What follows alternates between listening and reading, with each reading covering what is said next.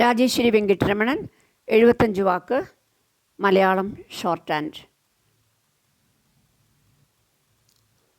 മരണം കവരാത്ത മഹാകവിത മഹാകവി കുമാരനാശാൻ്റെ വിയോഗത്തിന് ഇന്ന് ശതാബ്ദി.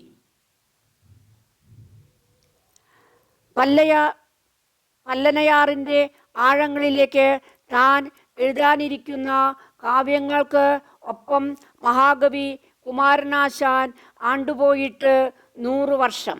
മലയാളത്തെ പുതിയ കാവ്യാകാശത്തേക്ക് ഉയർത്തിയ കവിയെ അന്ന് ജലം കവർന്നിട്ടും കാലാതീതമായ ആ കാവ്യപ്രകാശം ഇന്നുമുണ്ട് നമുക്കൊപ്പം. മഹാകാവ്യം എഴുതാതെ മഹാകവിപ്പട്ടം നേടിയ ആദ്യത്തെ മലയാള കവിയാണ് ആശാൻ. അദ്ദേഹത്തിൻ്റെ 150-ാം ജന്മവാർഷികം നാം ആഘോഷിച്ച് കഴിഞ്ഞതേ ഉള്ളൂ. ചിറകുവിടർത്തി വിശ്വസാഹിത്യ വിഹായസിലേക്ക് പറന്ന് ഉയരാനുള്ള സ്വാതന്ത്ര്യം മലയാള കവിതയ്ക്ക് നേടിക്കൊടുത്തതിൽ ആശാൻ്റെ പങ്ക് വലുതാണ്.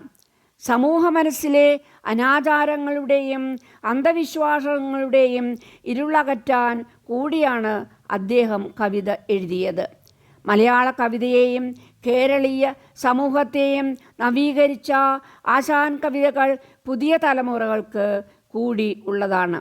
18-ാം വയസ്സിൽ ശ്രീനാരായണ ഗുരുവിനെ കണ്ടുമുട്ടിയതോടെ ആശാൻ്റെ ജീവിതത്തിൻ്റെ ഗതി മറിയുകയായിരുന്നു. ഗുരുവിൻ്റെ സ്വാധീനം അദ്ദേഹത്തെ ദാർശനികനും വേദാന്തിയുമാക്കി തീർത്തു. സർഗധനനായ ഗുരുവിൻ്റെ സാമീപ്യം കാവ്യരചനയിലും ഉദാത്തമായ മാറ്റങ്ങൾക്ക് കാരണമായി. സങ്കീർണമായ ഓരോ സന്ധിയിലും ഗുരുദർശനങ്ങൾ ആശാന് കൃത്യമായ വഴികാട്ടിക്കൊണ്ടിരുന്നു. 1903 SNDPയുടെ ആദ്യ ജനറൽ സെക്രട്ടറി ആയതും 1904 SNDP യോഗത്തിൻ്റെ മുഖപത്രമായ വിവേകോദയം മാസിക ആരംഭിച്ചതും ഒക്കെ ചരിത്രം. പാലക്കാട്ട് നഗരത്തിലൊരു വീട്ടുമുറ്റത്ത് 117 വർഷം മുമ്പ് കൊഴിഞ്ഞു വീണ മുല്ലപ്പൂവാണ് മലയാള കവിതയുടെ വഴിതിരിച്ചു വിട്ടതെന്ന് പറയാം. വാടി വീണ പൂവ് നോക്കി കുമാരനാശാൻ ഹാ പുഷ്പമേ എന്ന് സങ്കടപ്പെട്ടപ്പോൾ മലയാള കവിതയിലൂടെ വിലാപത്തിൻ്റെ ഒരു പുഴ ഒഴുകാൻ തുടങ്ങി. ശ്രീനാരായണ ഗുരുവിൻ്റെ ചികിത്സാർത്ഥം ഗുരുവുമൊത്ത് പാലക്കാട് കഴിയുന്ന കാലത്താണ് ആ അനശ്വര കവിതയുടെ പിറവി. ഞെട്ട് അറ്റ് അടർന്നുപോയ പൂവിൻ്റെ അല്പായുസ്സിൽ കവി ജീവിതത്തിൻ്റെ അർത്ഥവും നിരർത്ഥകവും കണ്ടെത്തുകയാണ്. മിതവാദിയിൽ 1907 തന്നെ ഒരു വീണപൂവ് എന്ന തലക്കെട്ടിൽ കവിത അച്ചടിച്ചു വന്നു.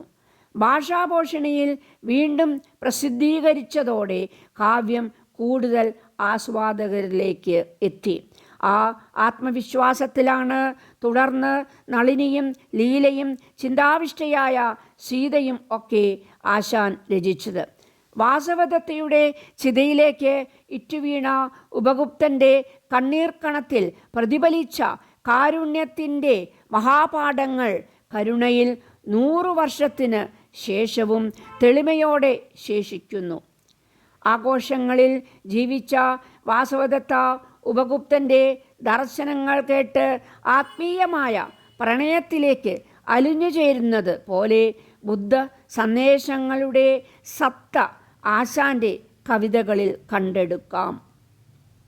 വിശുദ്ധ സ്നേഹം ജീവിതത്തെ വിമലീകരിക്കുന്ന പ്രക്രിയ ആശാൻ കൃതികളിലെ ശ്രേഷ്ഠ പാഠങ്ങളാണ്. സ്നേഹമാണ് അഖിലസാരമൂഴിയിൽ സ്നേഹസാരമിക സത്യമേ ആകാം എന്ന് നളിനിയിലെ നായകനായ ദിവാകരനെ കൊണ്ട് പറയിക്കുന്നുണ്ടല്ലോ ആശാൻ. കവിതകളിലെ മുഖ്യരസം സ്നേഹമാണെന്ന് അതിനാൽ സ്നേഹഗായകൻ എന്ന് അറിയപ്പെട്ടു. സ്നേഹം തന്നെയാണ് ജീവിതം എന്നും സ്നേഹനാശം മരണം തന്നെ ആണെന്നും കവി വിളംബരം ചെയ്യുന്നു. ഭാവഭദ്രതയും ആധ്യാത്മികതയും ദാർശനികതയും നിറഞ്ഞു നിൽക്കുന്ന കവിതകളാണ് ആശാൻ്റേത്. ശ്രീ നാരായണ ഗുരു കൊളുത്തിയ പ്രബുദ്ധതയുടെ വെളിച്ചം ആ കവിതകളിൽ ദീപ്തമാകുന്നു.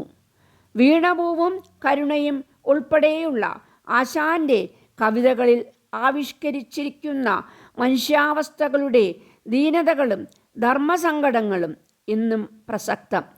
സ്ത്രീപക്ഷ നിലപാടുകളിൽ ഉറച്ച് നിന്നെഴുതിയ ചിന്താവിഷ്ടയായ സീത മലയാള കവിതയിൽ കൊണ്ടുവന്ന മാറ്റം ചരിത്രപരമാണ്.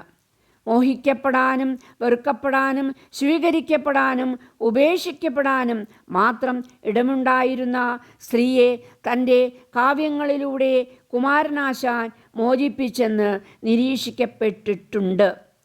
വിയോഗം നൂറ്റാണ്ടിലെത്തിയിട്ടും കുമാരനാശാൻ എന്ന മഹാകവിത കൂടുതൽ ഇതളുകളുമായി വിടരുന്നു, കൂടുതൽ പ്രകാശനമാകുന്നു, കൂടുതൽ ആഴം നേടുന്നു.